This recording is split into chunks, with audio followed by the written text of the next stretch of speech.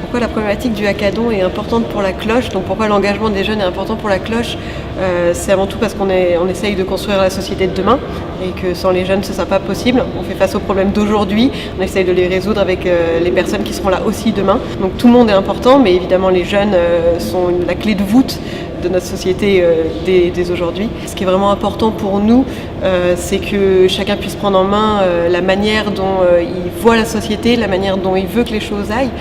En fait, on donne des outils, mais après, les véritables acteurs, en fin de compte, sont les jeunes, sont les bénévoles au sens large. Le but, c'est qu'ils puissent se dire, voilà, qu'est-ce que moi j'ai envie de voir et comment j'ai envie de le voir, et j'ai mon rôle à jouer là-dedans.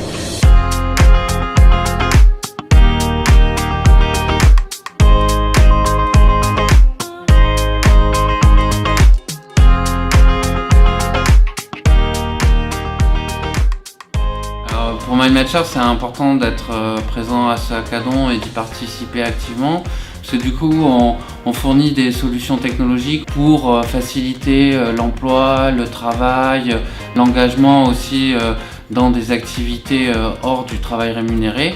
C'est pour cette raison-là que voilà, on met à disposition des API, qu'on est présent et que voilà, on fournit des idées, des solutions aux étudiants pour résoudre les problèmes qui les touchent.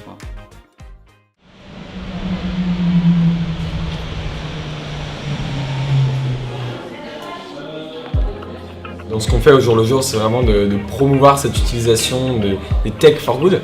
Et en fait, quand on a entendu parler de ce hackathon avec Microdon, le MI, on s'est dit que ça rentrait vraiment pleinement dans nos valeurs et cette envie de promouvoir l'utilisation de la technologie au service de l'intérêt général.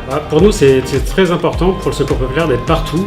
Et c'est vrai que le territoire numérique, c'est un vrai territoire. Et il est peuplé de plein de personnes. Et derrière les écrans, il y a des jeunes, il y a des femmes et des hommes qui agissent, qui ont du coup un sacré pouvoir sur l'avenir, qui auront aussi de grandes responsabilités. Et pour nous, au Secours Populaire, c'est important de compter sur eux pour que tout ce qui soit humain soit neutre.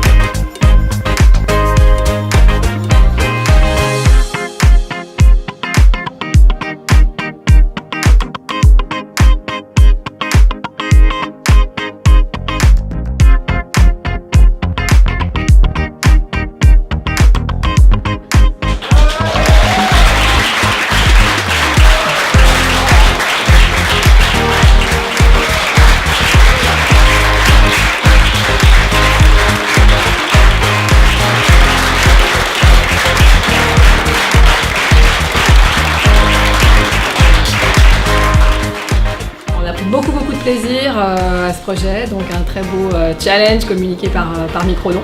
De beaux projets, on a été vraiment impressionnés par l'engagement des étudiants, leur constance. C'est important d'être là en tant que responsable d'innovation, d'être au plus près de l'innovation.